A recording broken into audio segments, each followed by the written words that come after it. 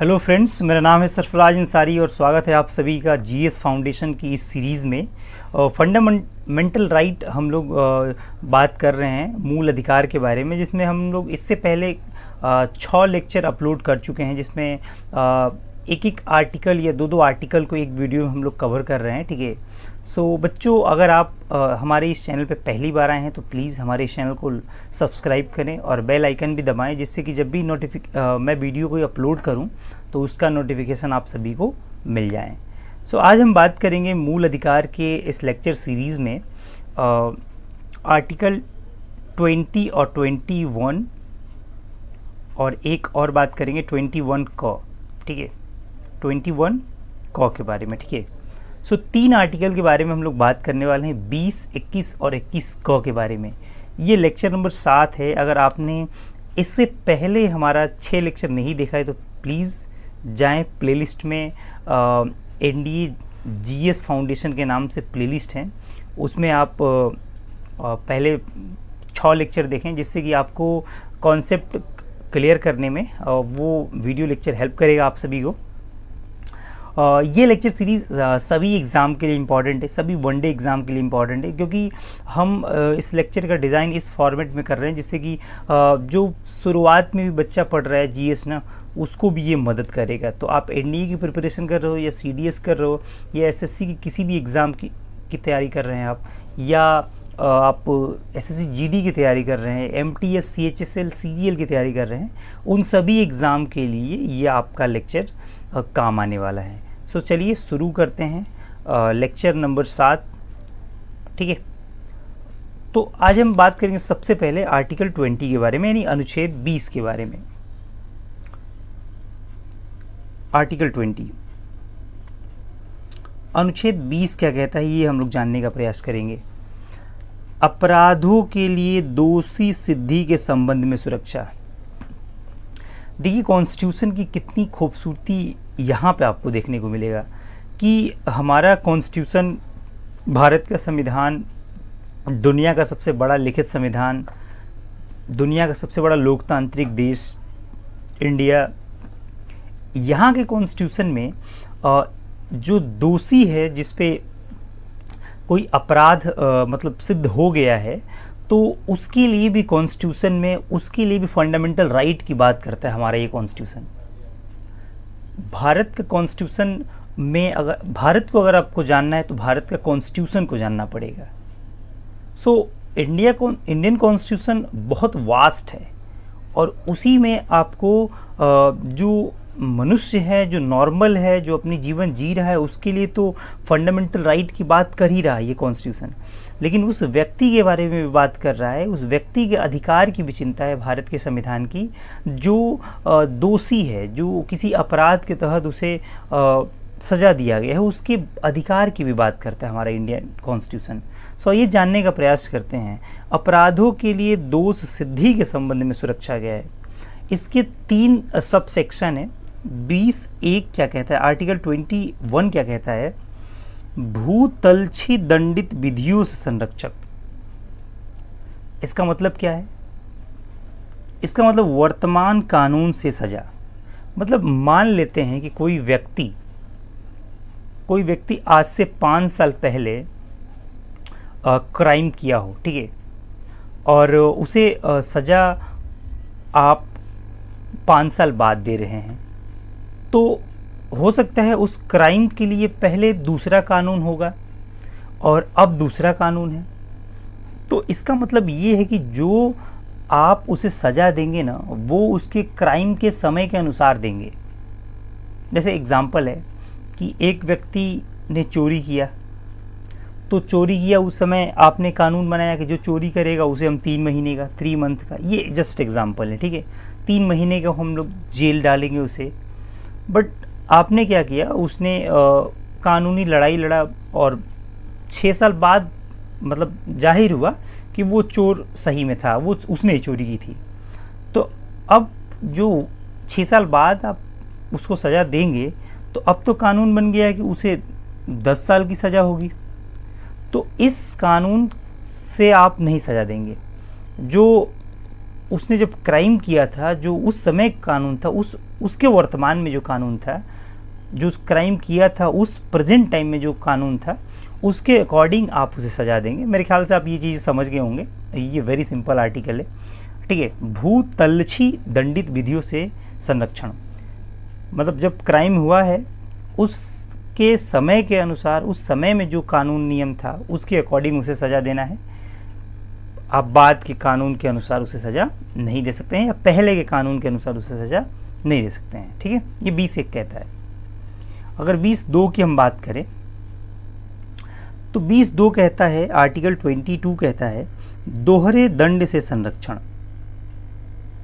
कि भैया ऐसा ना हो कि केवल न्यायिक दंड, विभागीय व प्रशासनिक दंड नहीं।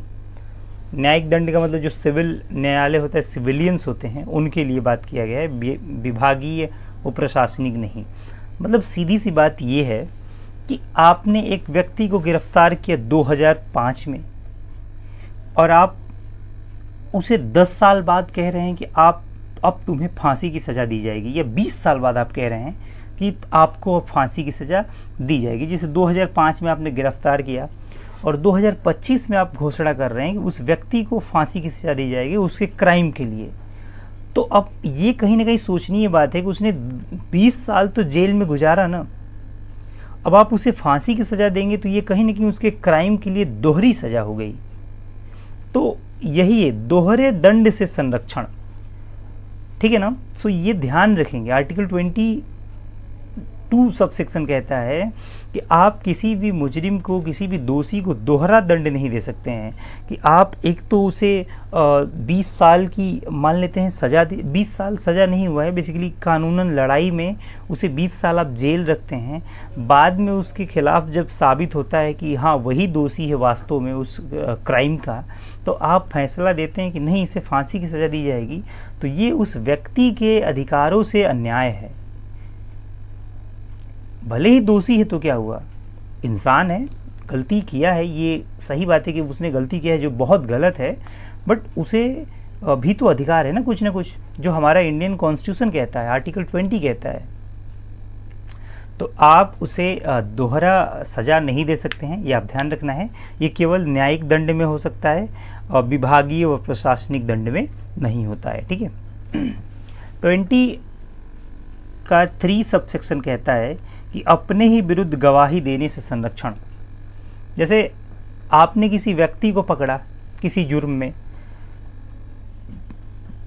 और आप उसे मजबूर कर रहे हैं कि नहीं तुम कबूल करो कि तुम ही इस क्राइम के गुनहगार हो, तो आप ये नहीं कर सकते हैं। ये उसके अधिकारों का हनन है। उस दोषी, भले ही दोषी है तो क्या हुआ, बट उसके अधिकारों का क्या है, वो हनन है।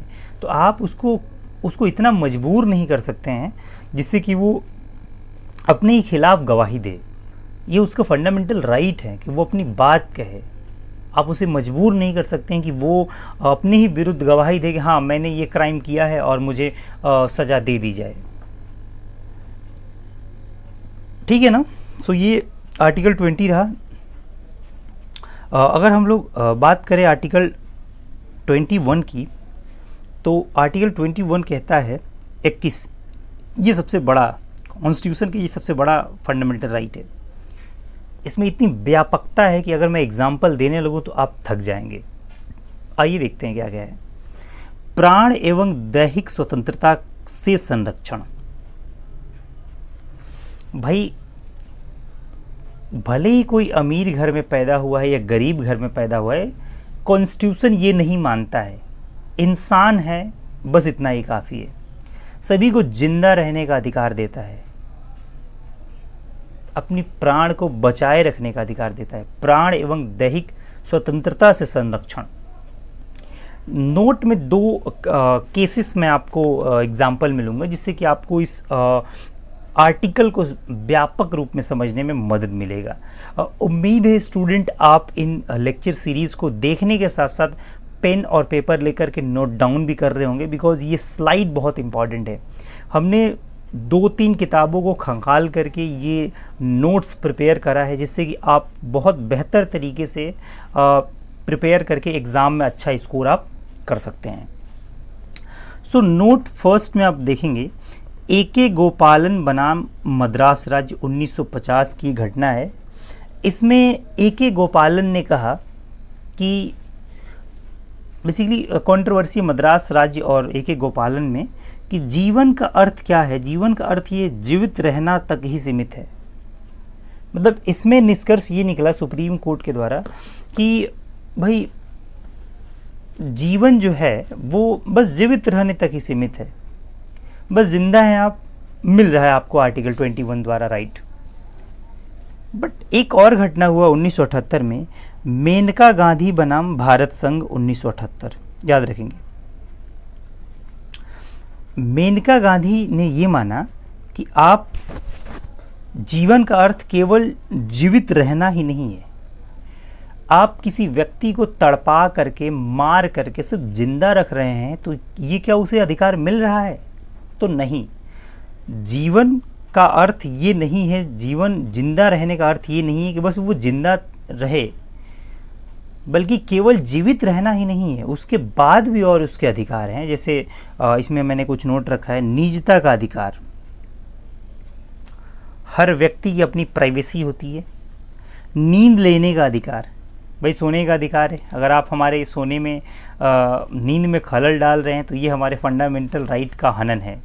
आपने एक न्यूज़ सुना होगा कि सोनू निगम ने ये क्लेम किया था कि जो आजान होता है माइक से, जो लाउड स्पीकर में सुबह में आता है, उसने कहा कि भाई ये नींद में क्या है, खलल है। तो ये जो सुप्रीम कोर्ट का या हाई कोर्ट का फैसला आता है कि मंदिर और मस्जिद से माइक न बजाने की बेसिकली, या कम लाउड में बजाने की, तो ये इसी आर्टिकल के थ्रू आता है। आर्टिकल 21 में व्यक्तियों का, भारतीय नागरिकों का नींद लेने का अधिकार भी आपका प्राण एवं दैहिक स्वतंत्रता से संरक्षण के अंतर्गत ही है। विवाह करने का अधिकार, ये 2021 की यूपीएससी के एग्ज़ाम में सवाल आया था कि विवाह करने का अधिकार किस अनुच्छेद से संबंधित है, तो अनुच्छेद आपका 21। विदेश घूमने का अधिकार, हर व्यक्ति को विदेश जाने का अधिकार है। ऐसा नहीं है कि आप कोई व्यक्ति गरीब है या गांव से संबंधित है तो उसे आप नहीं जाने देंगे, विदेश जाने का अधिकार सभी को है। स्वस्थ रहने का अधिकार, ये भी आपका आर्टिकल 21 के अंतर्गत है। आप यहाँ देख सकते हैं, विवाह करने का अधिकार हर व्यक्ति को है, कोई रोक नहीं सकता है। आप ये नहीं कह सकते हैं कि आपकी शादी तो नहीं होगी, गवर्नमेंट ये नहीं कह सकती है कि मिस्टर एक्स या फलाना व्यक्ति की शादी नहीं की जाएगी, कोई रोक नहीं सकता है। ठीक है, ये आर्टिकल 21 रहा। इतना आप नोट कर लेते हैं, समझ लेते हैं, सो सारे क्वेश्चन आपके इजीली हो जाएंगे बच्चों। ठीक है, और इस लेक्चर का लास्ट आर्टिकल है 21 का, 21 का। ये बात ही करते हैं शिक्षा का अधिकार जो आप ग्रहण कर रहे हैं, आपका फंडामेंटल राइट है, मौलिक अधिकार है। एक चीज़ ध्यान दीजिएगा, जब भी अनुच्छेद के आगे क और ख लगा रहेगा, इसका एक ही सा मतलब है, एक सीधा सा मतलब है। अगर आपको पता है तो कमेंट बॉक्स में ज़रूर बताएंगे कि किसी अनुच्छेद के आगे क और ख और ग लगा रहता है, इसका क्या मतलब है। हालांकि मैं बता दे रहा हूँ, बट आप फिर भी बताएंगे कमेंट बॉक्स में लिख करके। संशोधन करके जोड़ा गया है, मूल संविधान में नहीं था। आर्टिकल 21 क बाद में संविधान बनने के बाद इसमें संशोधन किया गया और संशोधन करके जोड़ा गया है, इसीलिए उसके आगे क और ख लगा रहता है।